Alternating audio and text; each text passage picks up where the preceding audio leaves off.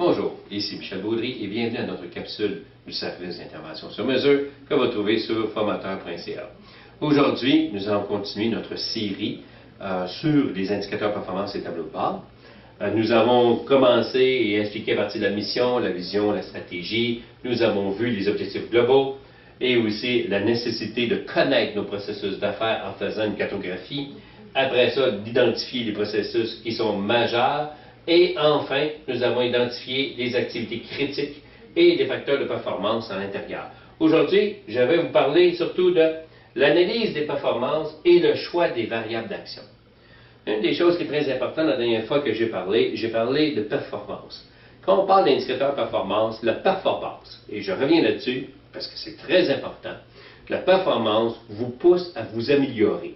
Les indicateurs de performance tels que décrits et expliqués dans les livres tels que les livres de M. Norton, M. Kaplan, en anglais c'est Performance Indicator and Dashboards, eux autres, ils ont parti sur le mot performance en voulant dire que la performance, ça vient de l'amélioration continue, ça vient du lean manufacturing. Donc, ça vous pousse à vous performer, à performer votre entreprise, performer vos équipements, performer vos équipes, afin qu'ils fassent toujours de l'amélioration continue. Donc, c'est pour ça qu'on a des techniques d'amélioration continue qu'on explique souvent dans d'autres capsules que vous trouvez sur notre site Internet.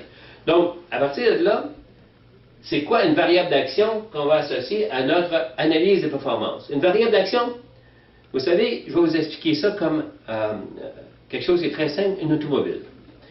Vous conduisez une automobile, vous êtes sur l'autoroute. Évidemment, quand vous conduisez, vous avez des indicateurs qui sont en face de vous, des indicateurs de vitesse, des indicateurs très souvent qui vous indiquent le nombre de tours que votre moteur tourne. Vous avez un indicateur d'essence, un indicateur de chaleur du moteur, et ainsi de suite. Donc, à partir de là, vous savez à quelle vitesse que vous voulez. Si vous n'aviez pas ces indicateurs-là, il faudrait que vous ayez des rapports. Puis là, vous allez voir la relation que je veux faire. Vous êtes sur l'autoroute, et vous êtes avec votre bien-aimé à côté de vous, et vous roulez, ou avec conjoint, et vous voulez savoir à quelle vitesse que vous roulez. Donc, qu'est-ce que vous faites? Vous demandez au conjoint, sors-moi donc un rapport pour savoir à quelle vitesse que je suis rendu. Et la personne est à côté, fait aller l'imprimante, dit, t'es rendu à 108 km/h. Ah, j'accélère. Au bout d'un certain temps, là, à quelle vitesse que je roule? On demande un autre rapport. La personne sort un rapport à 125 km/h. Oups, je vais trop vite. Je ralentis. Un autre rapport. On voit bien que cette façon de conduire serait, malgré que dans nos entreprises, c'est exactement ça qu'on fait. On demande un paquet de rapports et les indicateurs ne sont pas mis en place pour être des indicateurs de performance qui sont en ligne directe.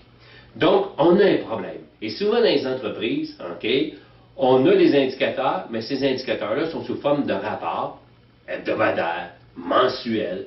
Et est-ce qu'ils servent? Très souvent, peu. C'est pour ça que je vais vous attirer votre attention aujourd'hui sur le côté de la variable d'action. Ce que je viens de vous expliquer dans une automobile quand vous conduisez, pour réaliser la vitesse, à la vitesse que vous voulez désirer aller, vous avez la pédale à essence. Si vous allez plus vite, vous accélérez, vous pèsez dessus. Si vous allez moins vite, vous tout simplement retirez votre pied sur la pédale d'essence et vous tout simplement appuyez la pédale à frein. Ça, ce sont des variables d'action. Avec votre action, vous pouvez accélérer ou diminuer votre indicateur de performance qui est la vitesse. Est-ce qu'on peut faire la même chose dans l'entreprise? La réponse est oui. Et on doit le faire. Non pas sous forme de rapport à la fin du mois, parce que là, il est trop tard pour réagir. Par exemple, vous avez un équipement et vous devez produire tant de meubles. Qu'est-ce que je peux faire pour accélérer? Évidemment, ce que je peux faire pour accélérer, je peux mettre plus d'hommes qui vont venir travailler. Je peux ajouter un quart de travail supplémentaire. Donc, au lieu de travailler 8 heures, mais je peux faire juste un demi-quart de travail. Au lieu de travailler 8 heures par jour, je vais faire 12 heures par jour.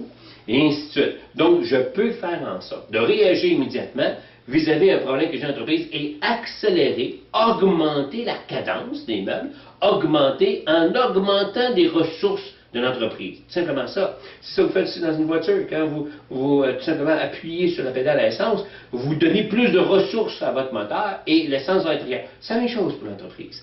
Maintenant, il est très important, par contre, que nos indicateurs soient attachés à nos variables d'action. Et très souvent, quand je demande à des gens en entreprise, ce sont quoi vos variables d'action, les gens ne savent pas quoi répondre. Pourtant, ce sont ces variables-là qui vont faire en sorte d'accélérer, de diminuer, afin d'obtenir mes objectifs. Donc, oui, on a des variables d'action. Oui, il faut les discerner. Oui, il faut les ressortir. Et oui, il faut les attacher à ce qu'on appelle ici l'analyse des performances et les attacher à des facteurs de performance qui vont devenir les indicateurs de performance. Donc ça devient extrêmement important. Et avec nos indicateurs de performance, un coup qui sont dessinés et qui sont des indicateurs avec des variables d'action que je peux avoir en ligne, à ce moment-là, avec un système d'indicateurs, je vais monter mon tableau de bord. Là, j'ai mon indicateur, j'ai ma variable d'action et je vais monter un tableau de bord. Et ce tableau de bord va être précis, va être autant que possible. Pas trop, comment je faisais ça, non? Pas beaucoup de détails à l'intérieur. Peut-être que je peux aller en détail après ça, mais mon tableau de bord est supposé être comme une auto. Dans une automobile, je n'ai pas besoin de savoir comment que le piston monte et descend, puis le temps qu'il prend pour descendre et monter. Je n'ai pas besoin de savoir ça. Mais j'ai besoin de savoir à quelle vitesse que je vais et s'il surchauffe. Donc, il y a des besoins, des choses essentielles qu'il faut attacher. Donc, à partir de là, aujourd'hui, et nous avons terminé toute cette série d'informations à partir de la mission jusqu'au tableau de bord.